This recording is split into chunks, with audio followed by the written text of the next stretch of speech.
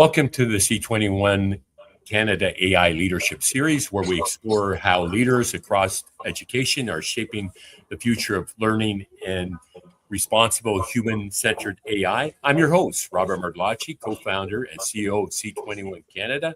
And today I'm delighted to be joined by Dr. Keri Ewart, who is an assistant professor at Wilfrid Laurier University, Faculty of Education, proudly where my kids graduated from. Great university. Keri's work alongside Dr. Julie Mueller, professor of cognitive science and technology integration, is helping lead the AIME project, advancing ethical, inclusive AI integration in teacher education, as part of the C21 Dell AI use case project. The conversation is especially timely as Keri and her colleagues are preparing to host the upcoming Symposium on Teaching and Learning in the Age of AI on March 26th. And it's a virtual event, and I believe you could still register. Bringing together educators, students, and leaders to explore how AI is reshaping teaching and learning and mental health and education. Together, they are addressing the critical challenge, how we prepare future educators to engage with AI in ways that are ethical, equitable, and grounded in strong pedagogical practice. Dr. Ewart, thank you for joining me this afternoon. Thank you so much for having me. I'd love to be here.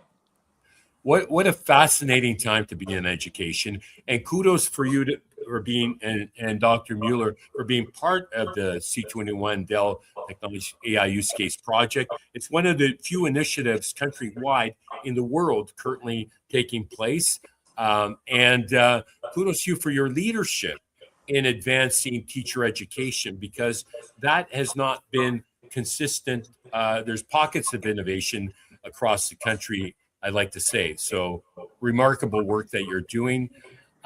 Your AIME project begins with a clear problem of practice, that AI literacy wasn't meaningful embedded in teacher education.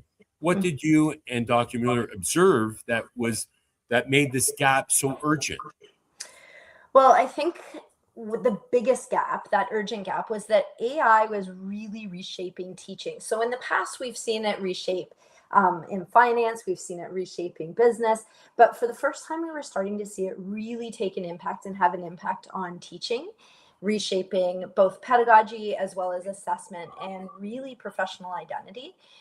But the problem was our teacher education across Canada, really, not just at Laurier, it wasn't really responding, or if it was doing so in very fragmented ways. And so Julie and I observed the existing coursework, different workshops, and scattered frameworks that were being used intermittently by different people, maybe a couple of people coming together. But we thought that this wasn't enough, definitely in the teacher education program, that AI literacy, as well as the fluency and the meaningfulness across the program, it just wasn't quite there, and it wasn't quite established. And the biggest piece, we found some gaps in the way that we honored culture, Indigenous knowledge systems, other knowledge systems, to strengthen that ethical disposition for really responsible use. So in recognizing this, we saw that there was a great thirst for this, both on the faculty side of it all, as well as on the student side of it all. And we saw that everybody were at differentiating or different starting points, I suppose, in that different entry points in what they understood about AI, for AI in education, as well as educational AI. And so we thought that this was a really timely aspect and time to start with, we call it the AIME or AIME, and creating this really comprehensive, holistic, both framework as well as model, which we call the architecture of it all. Fascinating. You emphasize that this work isn't about adding AI tools into courses, but transforming teacher education itself. What does that shift look like in practice? Absolutely. I think so much we look at things as a very tool-centric mindset. And I need to learn the tool. This is a really cool tool. I want to implement it. But in fact, we needed to look at it from both a pedagogical as well as an institutional architecture. So AIME isn't really asking which tool should we add or which tool should we use. It's about looking at how are we designing learning environments, where AI is used in adaptive, inclusive, culturally responsive, and literate ways through this ethically evolving nature. And so that allowed us to look at a cross-section of our courses in mind mapping. I'm so sorry. It's looking at the mind mapping of all of the different courses that we are involved in and that we're shaping within AI education across all of Laurier, especially in the Faculty of Education. And we started looking at our assessments, our faculty development, our practicum experiences, so sending students out onto practicum, our policy and alignment, and really our knowledge mobilization. And so that meant that teacher candidates weren't just simply learning about AI and how to use AI, they were actually learning to evaluate whether AI should or should not be used, how it should be used in meaningful and ethically producing context, and under what conditions and what safeguards. Remarkable. AIME is grounded in equity, ethical assessment, and community-based learning. How do these principles show up in how teacher candidates engage with AI? I think in terms of that, we're looking at, if you look at the frame or the pillars that we have, the first, and it's the acronym, the adaptive and differentiated learning is our A. Our I is inclusive and culturally responsive AI. Our M is our multiple critical AI literacies, and our E is that experiential, ethical, and evolving AI practices. And I think the crux of it all is the fact that the learner is at the center of it all, and this is how it shows up. This is where we're seeing it really embedded and looking at the needs of our students, the needs of their students within the classroom in K-12 education. So for instance, we are starting what's called a pen to prompt. It's with Dr. Tara Lynn Sheffield and myself, and we use the AIME framework to really both design AI through the use of, we've used the company Merlin AI, and we've done it very collaboratively with directors, superintendents, literacy coaches, teachers. We've done it with different representative groups, Indigenous groups, different cultural groups, 2S LGBTQIA plus communities. Everybody has come together to help co-design this tool for implementation. So it's from the design, the implementation, the execution. And this is really how it's showing up in teacher education. We're using the AIME framework to really have students co-design with and among us.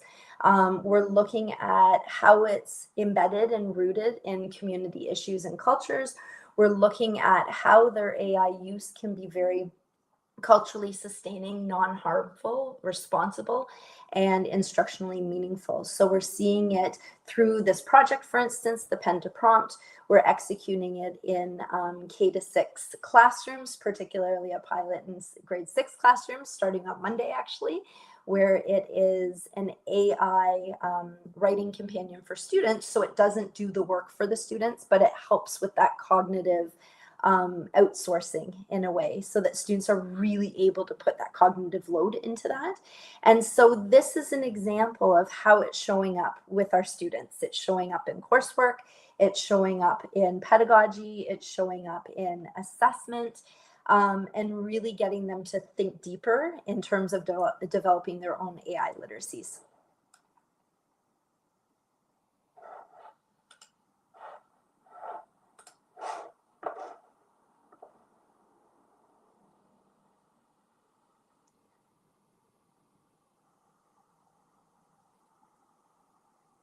Oh, I wonder if we're frozen right here.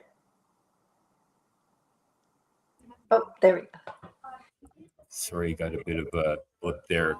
What are the most important capabilities future educators need, not just technically, but ethically and critically when working with AI? I think in terms of capabilities are that pedagogical judgment. Ethical reasoning is really important, that critical AI literacy. So digital literacy back in the day, I know when I used to teach in grade 8 in a classroom in the Peel Board of Education, Yes. about the house hippo, I think, was one of the times that we were introducing students to think critically about what they're seeing online, what they're seeing in social media. And it's gone so far beyond that right now that we need to make these really critical decisions and to be able to connect that to real learners in real contexts. So for our teacher education program, we look at them as future educators. They need to understand the bias that's there. They need to understand the privacy, surveillance, transparency, authorship, that data that's used and collected, and done so in a very their professional responsibility in a professional way. So I think they need to know how to design with AI rather than defer to it. Seeing how they can contextualize their own understanding and learning and designing through that in supported ways from us through differentiation, through accessibility, inclusion, and really that familiarity with that deeper fluency. So I think AIME or AIME, it frames this beyond just learning that tool, that familiarity, but able to transfer those skills and that deeper fluency where educators ask not really what AI can do, but more how can I embed it and use it and design it and frame it in a variety of learning contexts. Brilliant. And how are the teachers doing? What's been the response in your observation? How are they doing? I know that in many school districts, they're still waiting for guiding principles, and there hasn't been a lot of direction. But you really are raising the bar and embracing AI in ethically and responsible ways. Thank you. And we find, to take Tom Jenkins, CEO of OpenText, been working with him a little bit, and Right. he frames AI as moving from pitchforks to fireworks and vice versa. So you Wow. have people across this incredible continuum of both awareness and understanding, which are our phases of AIME, looking at how are we building our own professional knowledge and learning, to that innovation and use, and then finally to that evaluation phase. And we find that students in the Faculty of Education, they are across all of these continuums and all of these phases. And so what we're doing is we're recognizing that some of it's just them not knowing, that ignorance. Some of it is different values that they've instilled in themselves across ethical use. And what we're finding is the more that students are learning, the more that they're engaging, the more that they're part of that experiential pillar of it all, the more that they're trusting and the more that they're recognizing the benefit and not necessarily all of those hindrances that we see in AI, but they're seeing how they can use it in really productive and responsible ways. And so we're seeing students use it responsibly with their work in terms of brainstorming and design. We're seeing, instead of the offloading of those efficiency tasks, that they're now able to deeply embed their cognitive load into the thinking part of tasks and lesson design and things, because AI is supporting as a companion as compared to doing the work for them. So we see that they're designing their own workshops, they're designing their own working groups together. They're very much involved in a lot of alternative placements that involve AI. So it's fantastic. We're loving it. Fantastic. As you lead into your upcoming symposium, how are you hoping to extend the impact of AIME across faculties of education and the broader system? Well, in this current symposium that we have coming up online on the 26th, this coming week, we're really hoping to extend the whole idea of that shared architecture, both from an instructional, institutional implementation as a framework, but then also as a model for personal use, and really connecting that classroom practice. We are doing this in association with social work as well. So we're seeing how, from teacher education to research to governance to policy, how it frames everything that we're doing. But really that broader goal of AIME is to remain that one faculty framework that can be reused and designed and reimagined in different ways for decision making and structure. So in the context of this particular symposium, We're looking at cross-institutional. We're working with Algoma as well as Laurier, that collaboration for knowledge mobilization, and that ongoing revision of how conferences and publications and research partnerships, as well as the policy conversations can continue. Not as that isolated system, but more really this coherent, equity-centered approach to everything that we do. Final thoughts to share, Dr. Ewart? I think from here, we obviously need to make sure that we are looking at it for AI and AI use from a very multifaceted lens, so that we're understanding the good, the bad, and the ugly, and the benefits. And I think once we have a really firm idea about that, we're looking at, okay, whose voices are missing? Who are we still leaving out of that conversation? And what can we do to mitigate those challenges from an AI perspective? Dr. Ewart, thank you for sharing your leadership and important work you and Dr. Mueller are advancing through the AIME project. What's clear is that preparing future educators for AI requires more than technical skills. It requires deep alignment with pedagogy, ethics, and equity. As for those listening, I encourage you to check out the Symposium on Teaching and Learning in the Age of AI, March 26th.